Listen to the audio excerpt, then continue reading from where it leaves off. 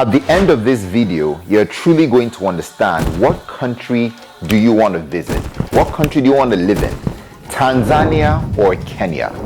A lot of people are trying to make this big decision because in East Africa, these two countries are some of the big ones that drive a lot of footfall from foreigners across the world.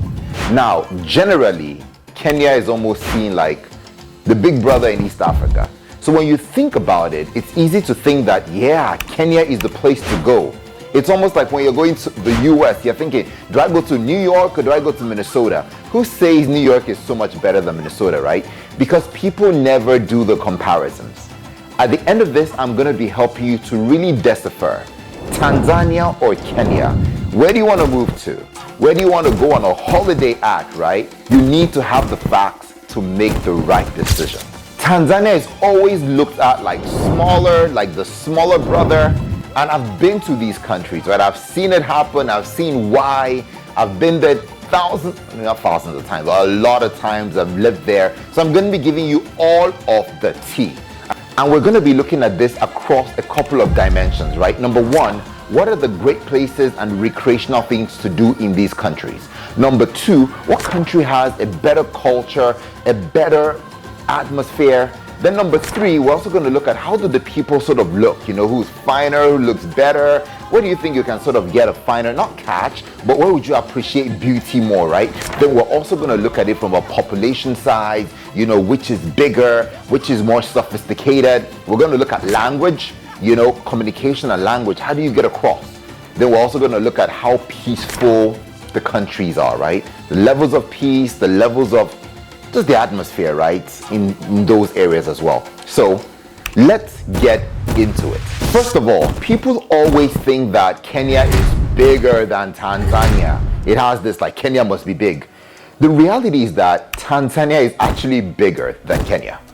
It's actually, if you think about it, it's almost 2 times bigger than Kenya when you think about the space, right, around all of the cities and the states that it has. Kenya is much smaller than Tanzania. Even when you think about the population, right? Kenya has a population of about 60 million, about 58 million people. But Tanzania has about 70 million, probably bordering around 69 million people. So if you want to go to a country where you're thinking about population and you really want to feel the people, Tanzania does something in terms of its population, right, that you get, right?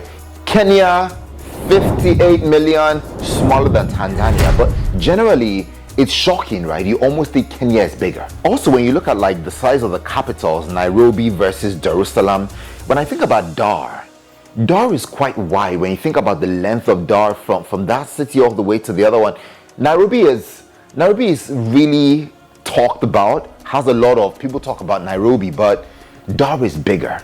So when you're comparing both countries, if you're thinking about size, population, where you're going to get more energy, Tanzania is bigger than Kenya.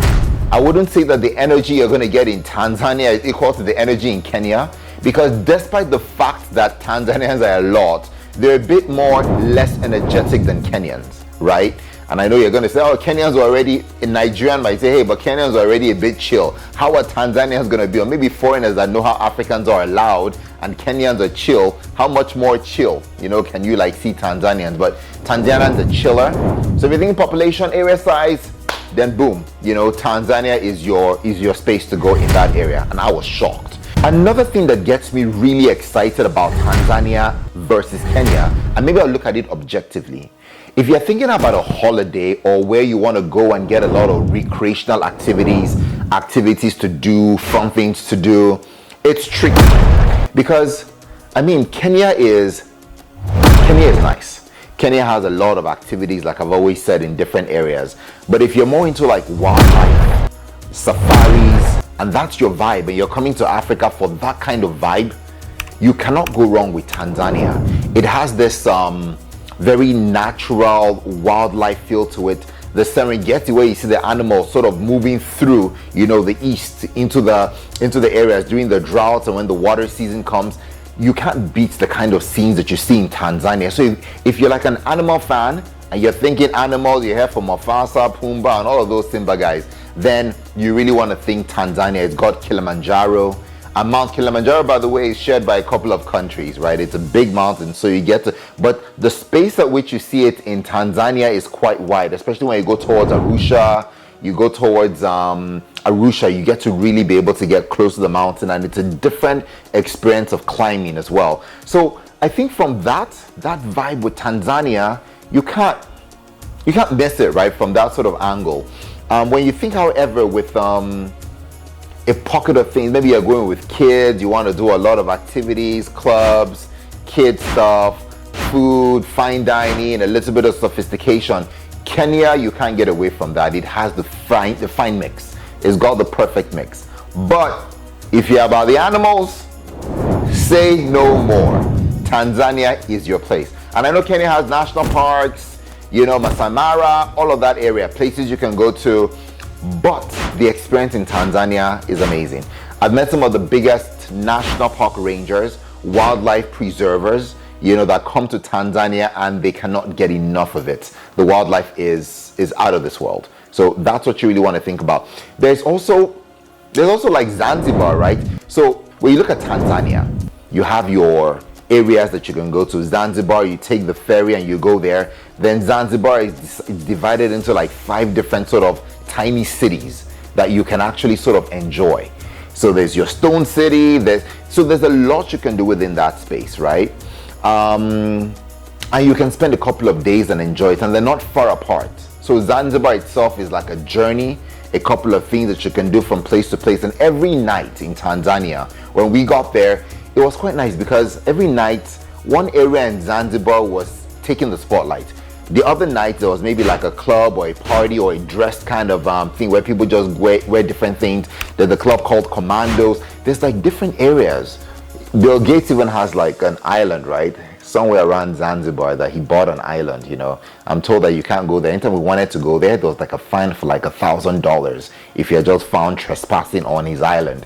So I'm like, boom, we're not going to Bill Gates Island. We're just dialing with Microsoft. But that's Tanzania, right? Kenya, amazing country. You have a lot of things to do. The distance from place to place, you can go to Nairobi and have a good experience. You go to Mombasa, which is about 7 hours away if you're going by the SGR, 7 hours away. If you're going by fly, you can fly faster, about 30 minutes. So there are places in Nairobi and Kenya that you can go to. And the experiences I find in Nairobi are a bit bougier, a bit more sophisticated. Tanzania, I feel a bit more rustic.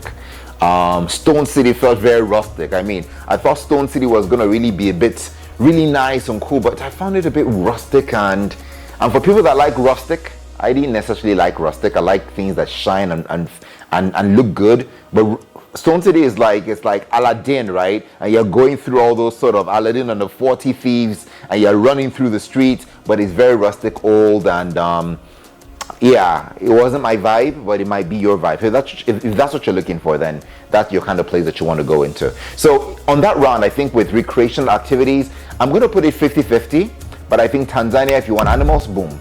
If you want a fine balance of everything, then Kenya is your game place to jump into. Boom. I think that sometimes Tanzanians generally are not as eager to progress and to succeed. And this, I don't mean this from a bad place, right? I'm not saying Tanzanians do not push forward to the prize, to be more energetic, to be more aspirational. I think not as much as Kenyans. Kenyans are a bit more zealous, more willing to like, what can I do to get to the top? And because of that energy, I sort of tend to feel that Tanzanians are a bit chill. They're not sort of looking at things, how they can get shortcuts. So I tend to feel a bit safer, and I feel that the Tanzanians are a bit more honest. I mean, there was a time that I actually went to a place in Tanzania, one of the villages, not the villages, somewhere near Dar. And I put money on a table, you know, a couple of thousands of shillings, you know. And I said I was going to leave there for like 30 minutes. It was a place where I bought like a recharge card or something, like I loaded airtime. And I put it there, and I went into a house. I was in that house for like 45 minutes. When I came out, I still found the money right there. Right? I don't know, maybe they thought it was jazz, or maybe they thought it was like something, maybe it was like witchcraft, but maybe they thought they were scared, I don't know, but the money was there. And I was like, boom. In Kenya, I've not tried that, but I generally would not be in a position to just leave money out there in Kenya. I wouldn't try that, right? And I think it's because I would just be a bit more guarded. So like I said, in terms of honesty, loyalty, I think both tribes and both countries have a high level of honesty and transparency to a large degree. But I find that Tanzania, I can put my guard down a little bit with stuff, versus both countries. So if you're going to both countries, you're visiting, living there, that's the kind of vibe you want to sort of check for.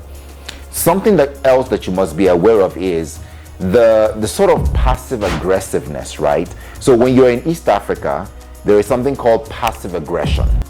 What it means is that the East Africans might not necessarily agree with what you are saying, but they just sort of defy, or they're subtle about not doing what you said or what you agreed if they don't like it. They might not come to you and say, I disagree with you. They will just be quiet about it, but you just find out they just don't do it. I found that very weird, because at some point you talk to them, everybody's like, yeah, we're going to do this, we agree. You might sometimes sense that they don't necessarily agree, but they agree, okay, fine, we're going to do it.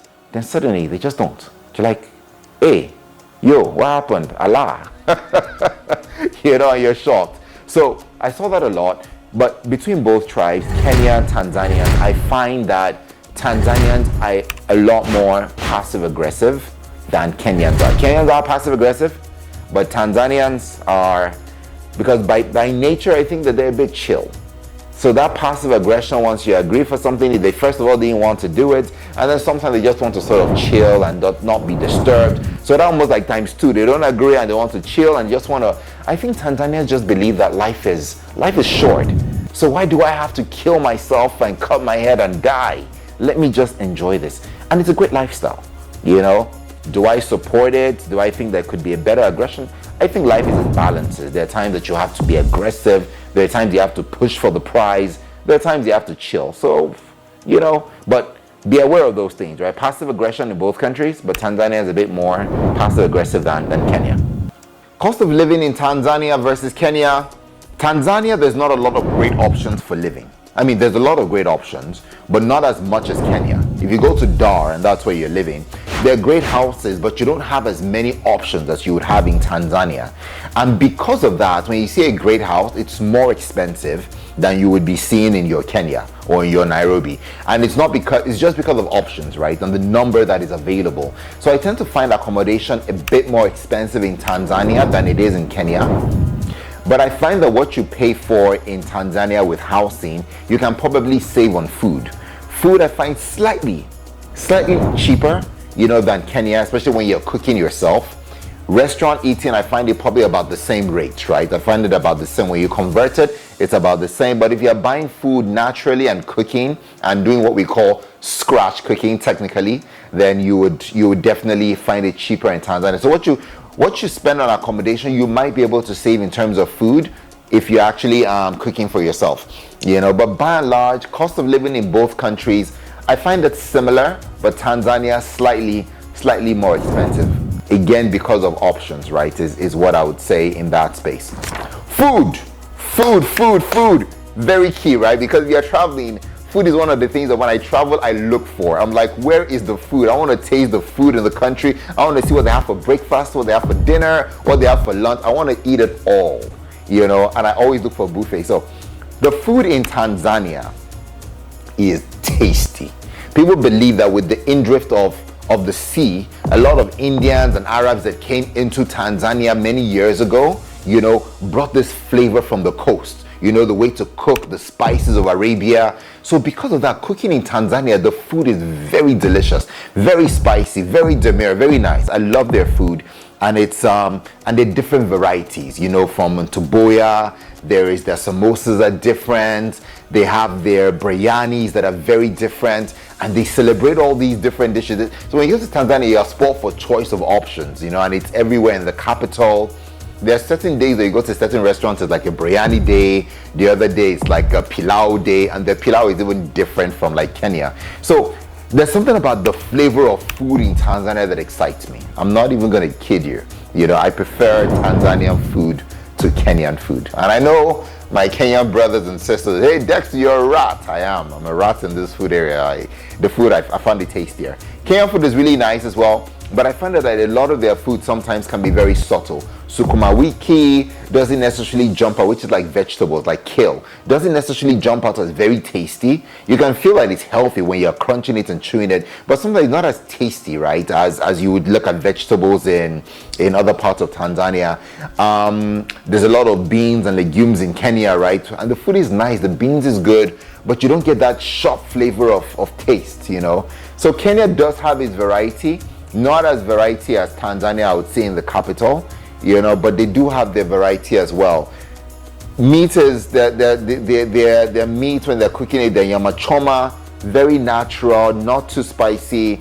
If you're maybe thinking about maybe American barbecue, you're thinking about, hey, I'm going to get myself like wings and that kind of flavor, you're not going to get it with like nyama choma, which is like roasted meat in Kenya. It's going to be very subtle, but you would get the flavor of the meat, right? Which is what I think Kenyans really celebrate in this space. So between food, Tanzania, if it was about the food, go there now. Tanzania is the place. That food is, no, that food is, I still remember it. Well, right now I can taste it. It's amazing. I feel it. I feel it, you know? And they even have snacks, a different kind of snacks that they fry them, they put oil in them. It's good. You can't go wrong with food in Tanzania, you know, so food Tanzania.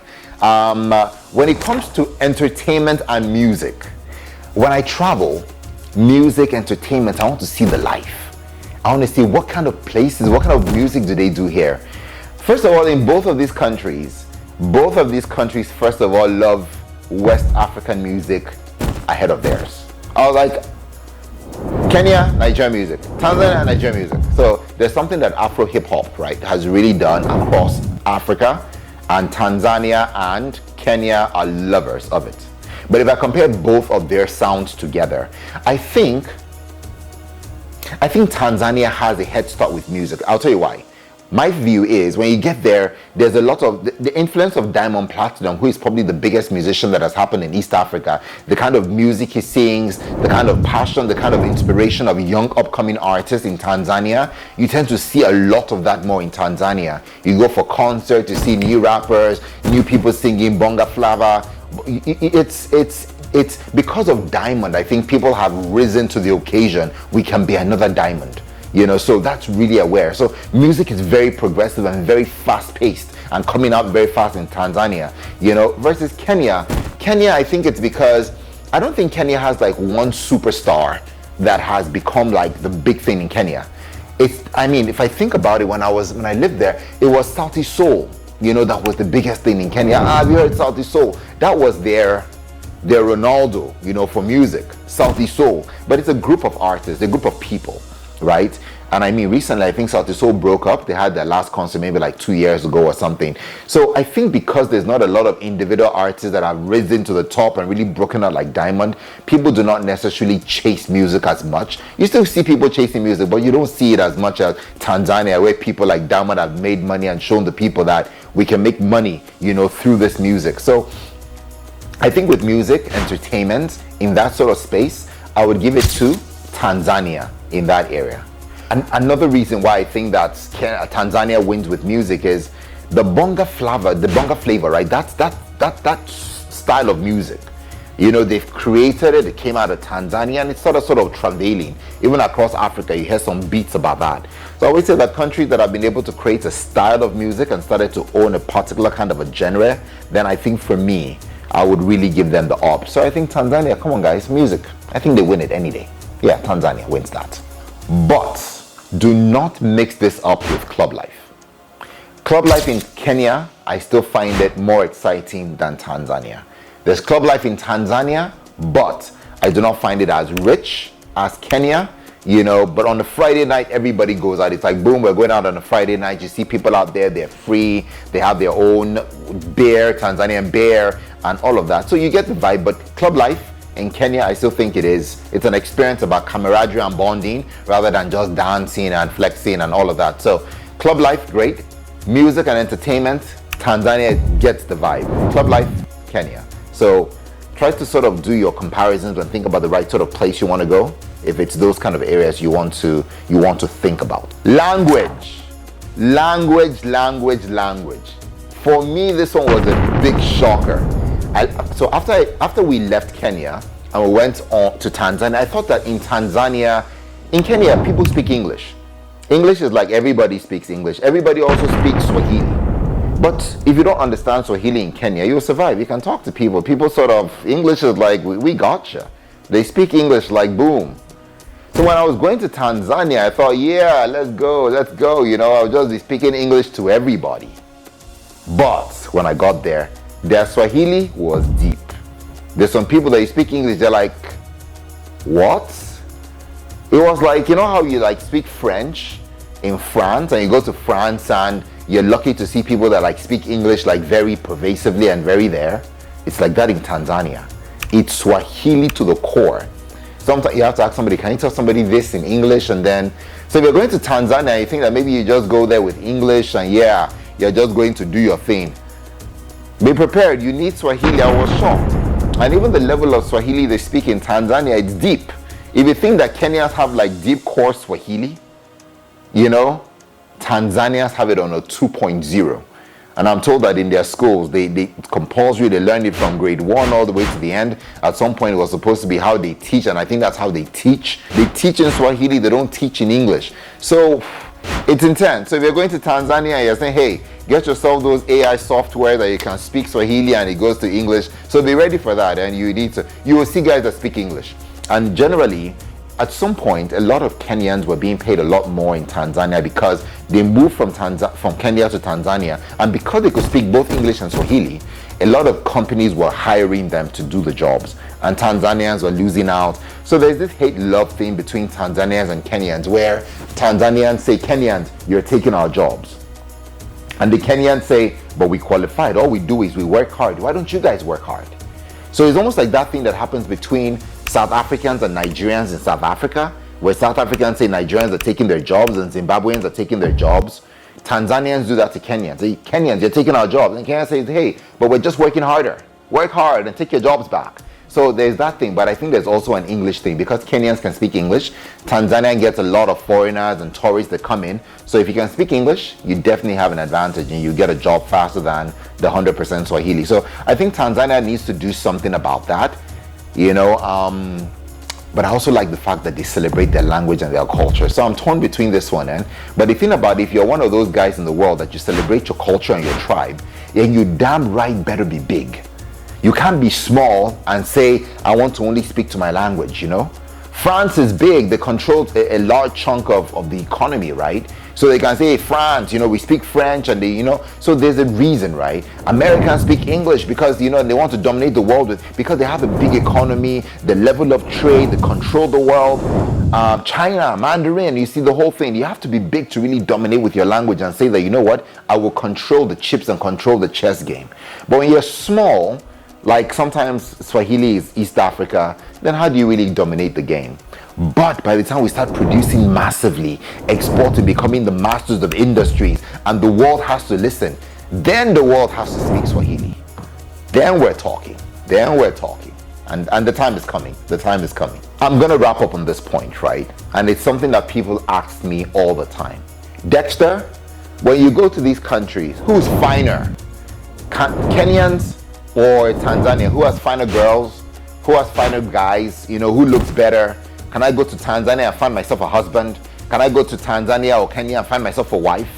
And they ask me these questions, and because people travel, people want to see the world, right? You want to know who looks better, because sometimes when you travel, you want to experience and see. So I think for me, this is one of the ones where sometimes I see Tanzanians and I think that they look like Kenyans. Maybe I'm just not deep enough until you sort of hear them speak. So I see a lot of similarities. So it's tough. I do see some Tanzanians that have some sort of these Rwandese kind of look with pointed noses and a bit tall, but you also get the other tribes, right, that are a bit bustier and bigger and different features on the face. So this is one of the ones where I cannot help you. If in your mind you're thinking, hey Dexter, I'm going to help you on this one, who's finer? I can't tell you. I've had some of the finest friends I've seen from Kenya, girls, guys. I've also had some really fine, cool Tanzanians, and I can't call a quite fine line who is more beautiful or who is finer. So I think you're gonna have to let Diamond Platinum do that for you. He has the knack of knowing who is finer. He goes to Kenya, finds the finest girl. He goes to Rwanda, gets the finest girl. So if you guys want the answer to that question, do not pick on me, pick on Diamond Platinum. Diamond, help your people, help the people of East Africa. Who's finer? You know, but guys, by and large, these two cells in East Africa are some of the big cells you must visit in your lifetime. The experience is unforgettable. The Serengeti, the animals, the people, the culture in Tanzania, flip amazing. Kenya, like I've told you guys in so many videos, and you can watch some of the videos we've done comparing Kenya with other countries in Africa. Kenya for me still feels like a place in the world I can live any day for years and years to come. You know, Tanzania feels like for me, I can go in there for holidays, in, out, there's something there. But both countries, amazing places to visit. Hopefully this video has helped you make your decision on where you're gonna go to and what you're gonna visit and all of that stuff. In this day and age, you do not have to waste money. Subscribe if you're not subscribed to our channel, follow us, notify, do all of the good stuff that you see on the buttons on the screen. And we'll see you guys in the next video. Africa's rising and Africa can rise.